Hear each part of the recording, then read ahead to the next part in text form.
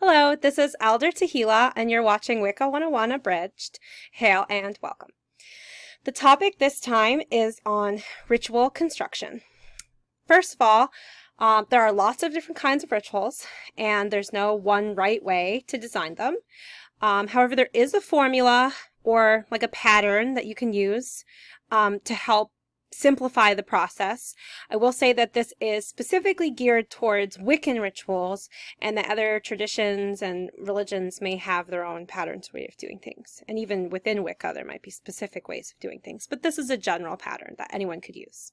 Okay, so here's a general rule. Step one is to clean the space physically, declutter it, sweep the floor.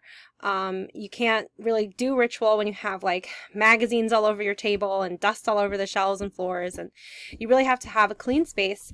And the reason for that is because divinity is consciousness of order, right? It's ordered energy. And when you're bringing that energy down into your space, you want to make sure that your space is ordered too, so that it can receive that energy most effectively. So step one, physically clean your space. Set up your altar, outline the circle. If you want people to know where the boundary is, like it's a group circle, that sort of thing, then put like some kind of physical marker to show where that boundary lies, that sort of thing. That's step one. Step two is to cleanse the space, cleanse the energy. So now you're going to clean the energy of the space and to cleanse yourself. So you'll use a broom or a besom to purify the space. If you don't have one, you could get away with using sage. That's probably fine. It really only needs to be done inside because you're cleansing energies that humans accumulate in their mundane daily lives.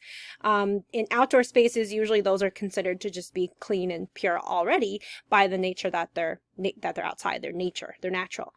If it's an outdoor space where there's a lot of human traffic, then you may still want to purify it with a besom.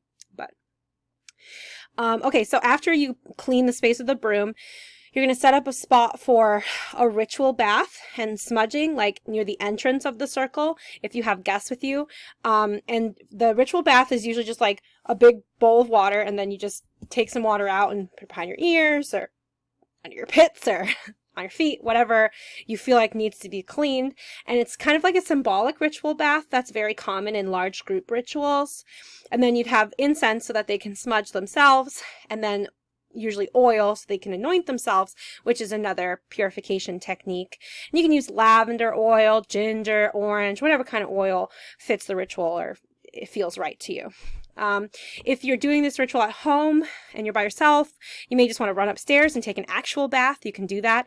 We usually do that. We put lavender oil on ourselves in the bath, and then when we come out of the bath, we're clean and pure and ready to go.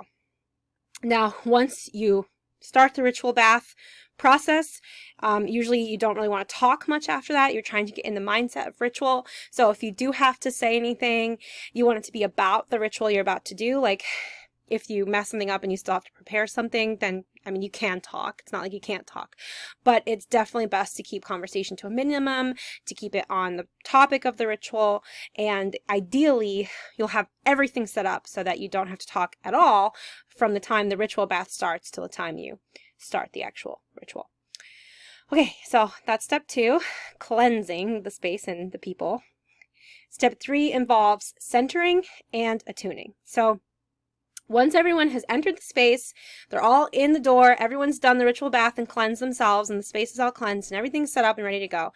Everyone comes in, you can have them sit, stand in a particular way, do whatever feels right for the group in question, and then you want them to center themselves and get attuned with each other in the space so that they're ready to like stay focused and visualize together and gather energy together and that sort of thing. So this can involve a guided meditation. It can involve drumming, humming, or like doing ohms, like Om, and then everyone joins in and you hold them out as long as you can, that sort of thing. You can use a singing bowl or other instrument, just anything that really helps everyone get in the right mindset to have their minds altered by the ritual, to unify their energy and bring them together so that they're all connected and synergized and ready to focus and visualize together. Okay. Step 4 is casting the circle. So in Wicca, the protective circle, it keeps unwanted energy out and wanted energy in. It allows for the energy to build up within the circle and be released all at once during the spell or the Great Rite, and that like sends the energy out in one big burst instead of having it like leak out slowly, and that kind of makes it more powerful or more effective, or that's what they believe anyway. Casting the circle requires tracing it 3 times around, trace the circle thrice about to keep the evil spirits out. So the first time that you trace it, you use salt water and you just drip it, strew it around as you go. And that represents the elements of earth and water, and it's used to cleanse the space. And then next you would use incense, which represents air and fire, and that's to consecrate the space, or to designate that the space is going to be used for a spiritual or a sacred purpose. And then finally, you would use the athame, or a literal sword, though I found the athame is more effective at this. Actually, and let me take a moment to make an aside on athame versus sword. So the reason that I think the athame is more effective at this is because, so a lot of people think that the athame and the sword are the same tool. And it's a very common notion. It's actually so common that I took Wicca 101 classes with like 4 different groups, Garnerians, eclectics, all different kinds, and they all taught it the same way, that it's the same tool. But the issue here is that nobody agrees whether it is the sword and the dagger align with fire or air. And I was always taught aligns with fire, period. But there's a lot of disagreement. A lot of different authors say that the sword aligns with air, like, for instance, how the tarot card suit of the swords is aligned with air and not fire. And they say the wand is aligned with fire. Okay? Here's where the problem comes out. The athame and the sword are different tools with different purposes. I'm convinced of that now after doing a lot of research into the subject. A lot of people say that you should align the sword with air, with the athame with air, because that's what the Hermetics did.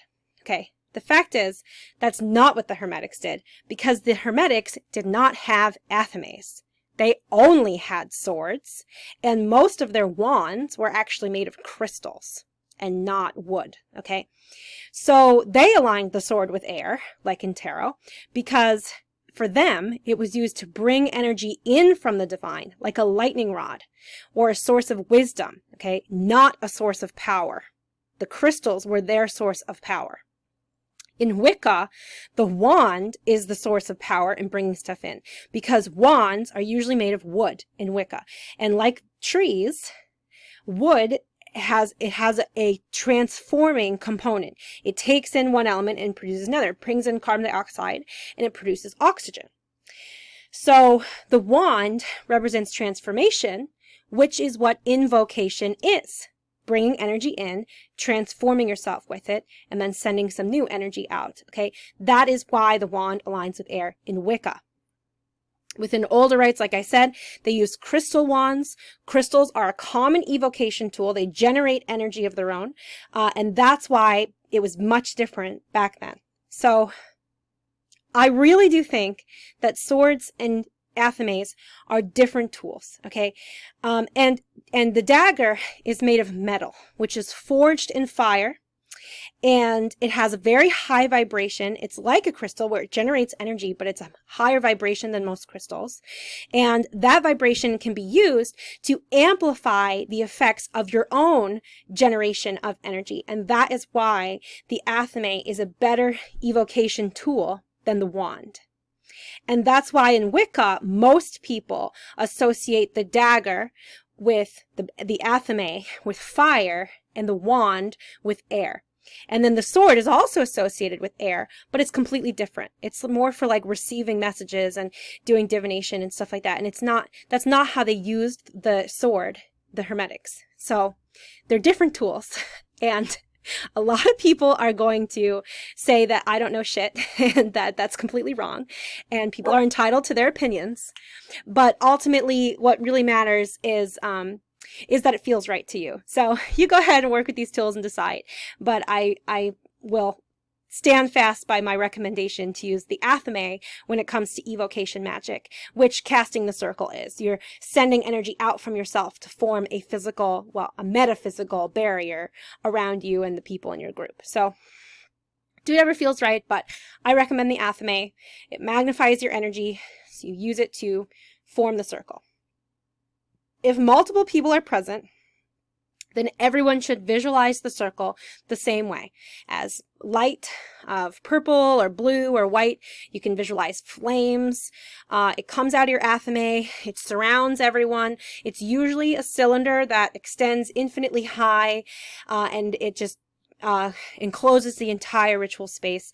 Often you'll mark it with a barrier so people know where it is, because if someone crosses the circle, that weakens it, and sometimes you'd have to recast it. Usually they say animals can go across. It depends on the animal. Some animals are like so highly attuned that they're basically people. Most of them will feel that barrier and respect it, but sometimes they won't and they'll go through it and you have to recast it. This happens often with certain dogs, cats, more than dogs, but it just depends. My dogs are all dumb, so they go into the circle and it doesn't really have too much of an effect on it, but it depends. But anyway, so you trace the circle, you go around 3 times. You're going to say something like, I cleanse this space so it may be used in our rite the first time. Then I consecrate this space so it may be used in our rite the second time. And then the third time you'll say, I conjure ye, O circle of power, that you come forth and protect us in this rite. Something poetic and whatever. You'll say something as you go around so that everyone can, focus together, basically. If you can't trace the circle, like walk it, that's fine. You can stand in the center and just point the athame as well, and watch and visualize it bursting out of your athame to wherever you're pointing. You can definitely have it cast to the walls of a room if there's furniture and you can't get around, or it's too small for like a perfect circle and people aren't standing in a perfect circle anyway. So there's like a lot of different options that you can do if you're having issues doing like an actual circle inside. But yeah, so whatever works and makes sense, honestly, is fine. As long as everyone's visualizing it together, that's what matters. So once the tracing with the athame is done, the third lap is done, you'll say, the circle is cast, so mote it be. And then throughout the ritual, whenever someone says, so mote it be, or blessed be, everyone repeats those phrases. So the circle is cast, so mote it be. And then everyone says, so mote it be. Okay, and then the circle is cast. So that's step 4, casting the circle. Okay. The circle is cast. On to step 5, calling the quarters. The purpose here is to summon the quarters, or summon the elemental energies, bringing their energies into the circle for invocation. Once all of the elements are present, earth, air, fire, and water, then what you get is spirit, specifically spirit active, if you care about that. So spirit is timeless. It's what takes the protective circle that you're in, the sacred space, and elevates it to the world between worlds, or outside of time and space, where the veil is thin, yada yada. Okay, so the elements are what physically elevate your space so that you're like, in this really sacred place where there's no time, there's no space, and you just like lose track of everything. But that's like kind of the point, is to get into that altered state of mind. In order to call the quarters, you can start in the north. Most people start in the east because that's where the sun rises.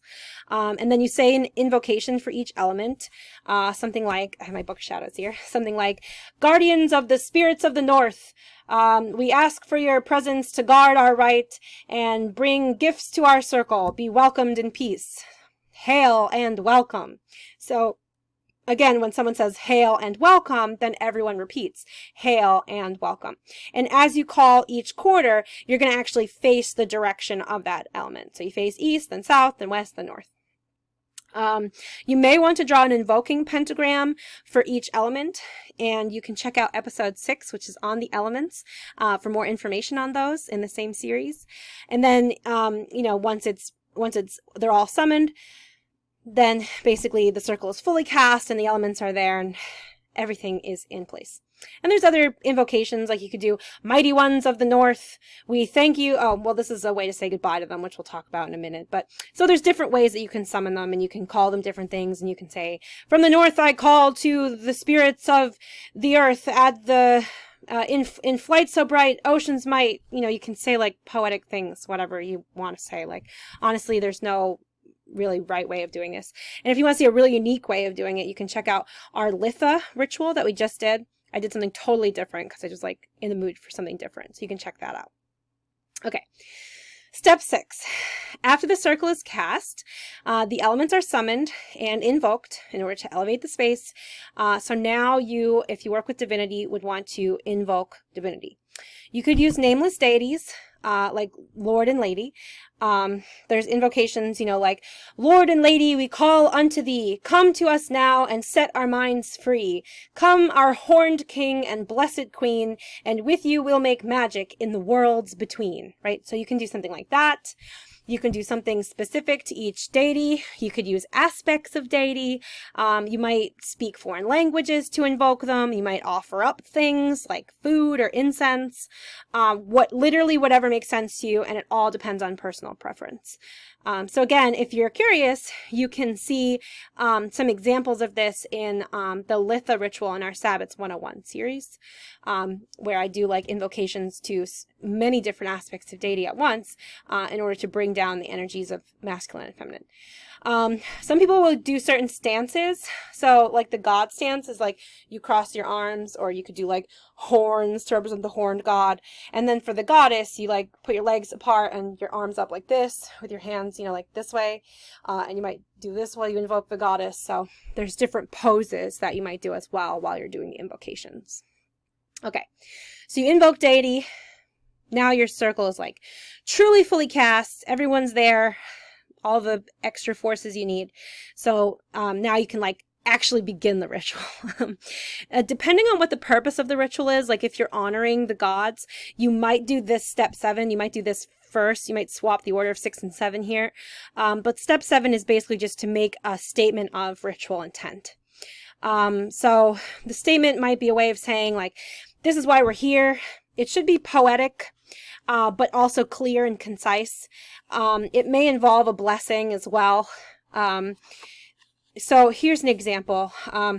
You may start out with welcoming people back or welcoming them for the first time, and it doesn't have to be complicated. So here's an example from our Litha ritual. You can also go watch the whole thing if you want. But it says, merry meet to all who come anew to our sacred space, and merry meet again to those familiar beings whom we recognize and cherish. Today we gather to celebrate the sacred solar holiday of Litha, the longest day of the year, and the celebration of summer's warmth and love. Today we honor the sun, the force of push, the great manifester and giver of life, without which we would not be. May we never take for granted those forces which drive us forward, which give us energy and power, and illuminate the path ahead. Blessed be. Okay, so you'll see I welcomed everyone who's new, welcomed everyone who's been here before. I said, here's why we're gathering here today. Here's what's significant about our gathering today, and here's a blessing on the subject of today's ritual. Okay, that's a very typical statement of intent for a ritual. So it can be anything, be creative, basically. Step 8 is the spell work. So after you state the ritual intent and everything's summoned, then you would do some kind of spell usually. Again, you might want to do the next step first, the Great Rite. Some people swap them. I do the spell first because you are raising energy when you do a spell. And then the Great Rite is kind of like the climax of raising that energy and setting it free, which I'll talk about the Great Rite in a second. And that's why, like, for me, I just think that raising the energy in the spell makes sense first. But some people might do it the other way around, like raise the energy and then do the spell and then set it free as a result of the spell. So whatever makes sense to you. Okay, so step 8 is the spell work. You have some kind of spell. It can be anything, but it's best if everyone present can participate in some way. And also if the spell aligns with the purpose of the ritual. And sometimes you'll choose the spell based on like the moon phase or some other astrological reason. Sometimes it'll just be based on what the attendees need. And you'll want to just probably say why you're doing the spell too at the very start of it. And you should probably explain the spell to everyone before you begin so that once you get to it in ritual, you don't have to do a lot of explanation. You can just do the spell. For details on how to write spells, check out episode 12 in this series. It's on spells. Okay, so you do the spell, the energy is all gathered inside your circle.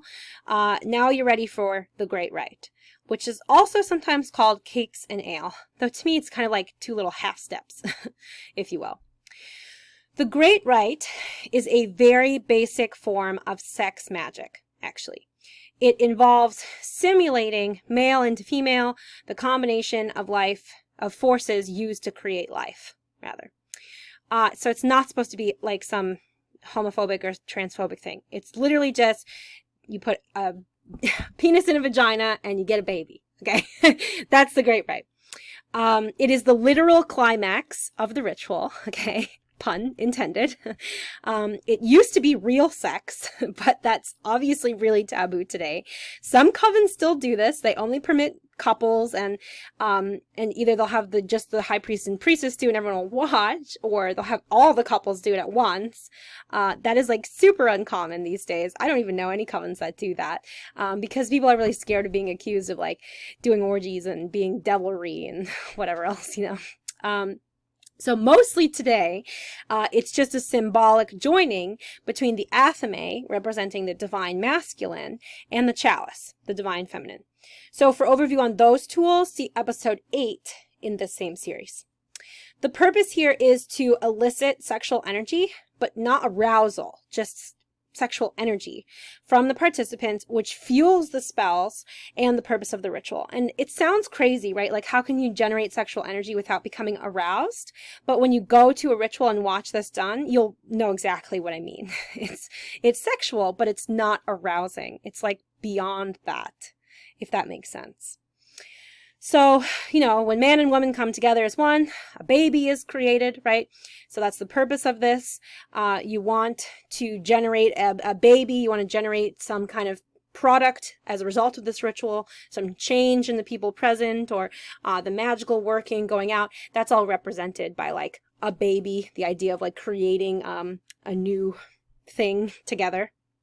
And the energy from the spell that's gathered is then focused into this child and then sent out into the world during the Great Rite. So before you do the Great Rite, you bless the folks that are representing each aspect, masculine and feminine, so that they become like divine channelers in a way for those forces. Some covens have all these kinds of rules about who's allowed to hold the athame and who's allowed to hold the chalice, and it gets very sexist very fast. Do whatever feels right for you, okay? In our group, I'm a woman, my husband's a man, so that's just how we do it, but literally just do what feels right for you. Before you get started, you want to bless each person, as I said, and you use what's called the fivefold blessing. This involves blessing the whole body. It's called the fivefold blessing because it's really a series of 5 blessings. And you basically bless the body, the feet, rather, the reproductive organ, the heart, the lips, and the mind. And you can write your own, or you can use like a Gardnerian one.